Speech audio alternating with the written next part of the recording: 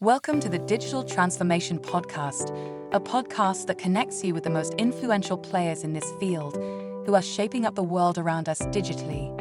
We help you gain an edge on your competition, whether you're a small business owner, CEO, or just someone who wants to stay informed on all things digital. This is your go-to source. With your host, Michelle Cimino, the CEO of the Lasting Dynamics Group.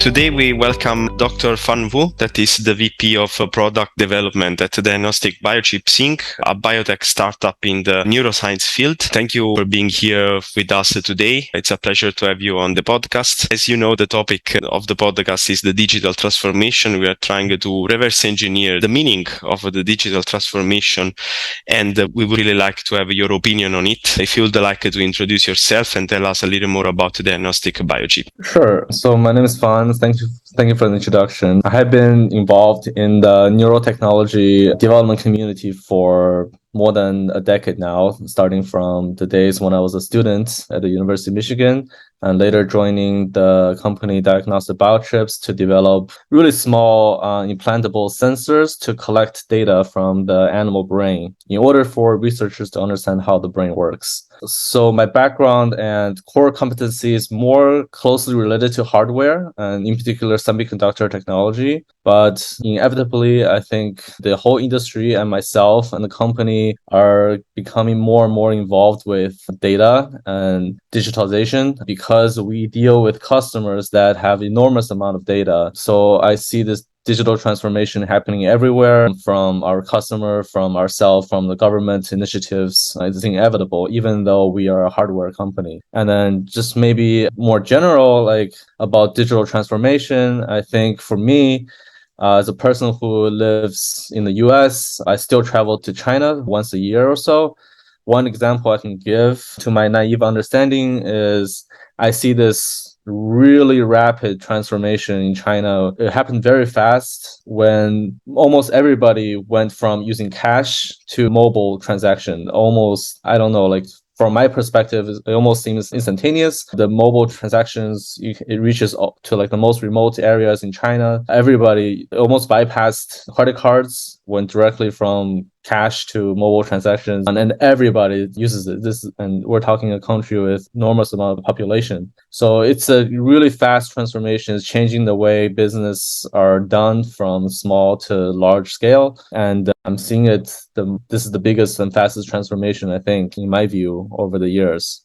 And it's incredible. Fan, do you think that this digital transformation is also happening thanks to what we have been experiencing with COVID-19? Is it related? It has been pushing the entire world to start adopting new technologies. What is your opinion on it? Yeah, definitely. I think as people stay home more, work from remote locations, and also people having to track, whether someone is contracted the virus, I think it's crucial for healthcare systems to monitor these effectively and respond in a timely manner in order to contain the contagion. But also, I think it was a catalyst in the sense that because of the pandemic, people started to realize the importance and maybe the convenience in moving things to the digital world and having everyone connected and just having the information to flow through the community. And when it comes to the neuroscience industry, what is your opinion on how can digital transformation help the neuroscience field? I think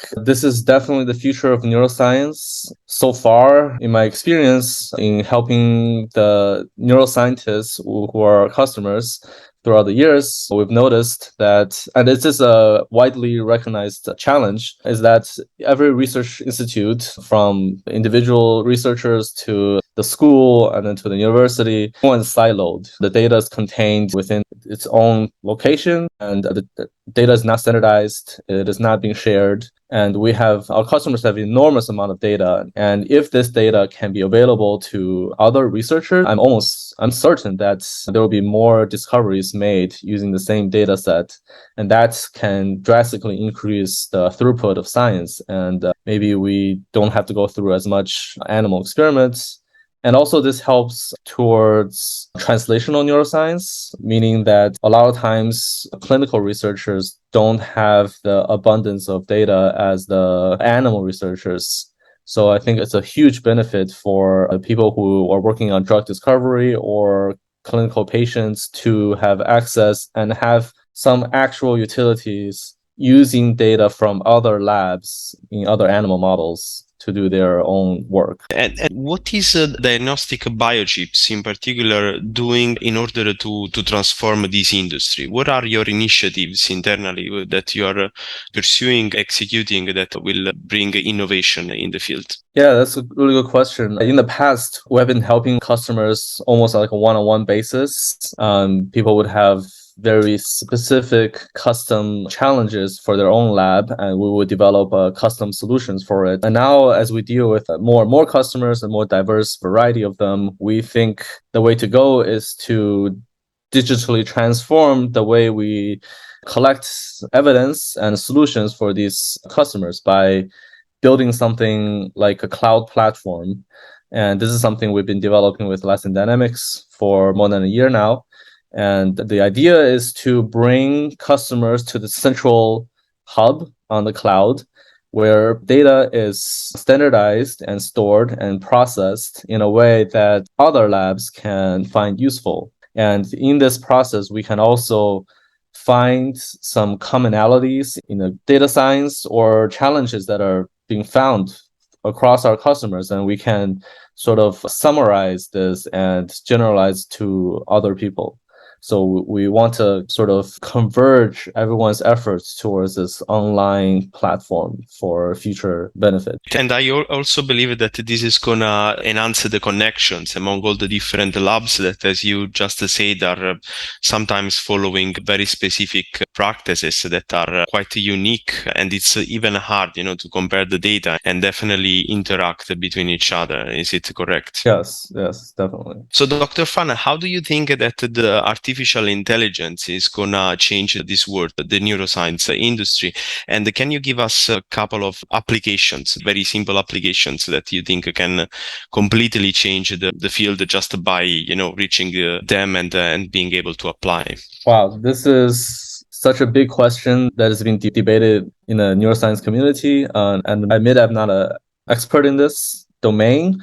However, I do see AI being a critical player in neuroscience and neurotechnology in the future because there's just so much data and human beings cannot deal with the amount of information that is contained in the neural recordings that we obtain. So it does take some sort of algorithm to decode the very complicated communication between neurons and neural networks. I sincerely hope that AI is the solution to maybe a problem that we haven't even discovered yet. Thank you. Great answer. My last question for you today is, can you give us a prediction, like something that you see happening very clearly in the next 5 years in the neuroscience industry? Yeah, it's very bold to make a prediction in this field. We have thought leaders like Elon Musk making very, very bold predictions in the brain-computer interface. We tend to be more on the conservative side. Neuroscience is, I think, enormously complicated. And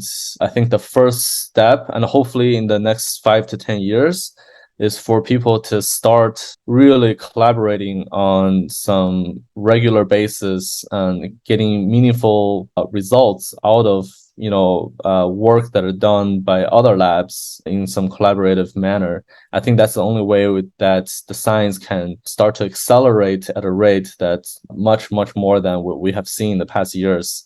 And we're just so far away from curing some disease or building some real human machine interface. I think the fundamental understanding of science is still lacking. I hope in the 5 to 10 years frame, people can go to our or any online platform can look up a data set as if browsing through a public library and immediately understand the experiments in the underlying study and do some research using that vast resource and then learn something new from just browsing this database. And I think that is going to pave the way for real application that comes in hopefully in within our lifetime. but probably not in the next 5 to 10 years. Okay, great. Thank you for sharing with us this prediction. Okay, we complete here our discussion. Thank you, Dr. Fan, for being here with us today. We really appreciate that you could dedicate us some time.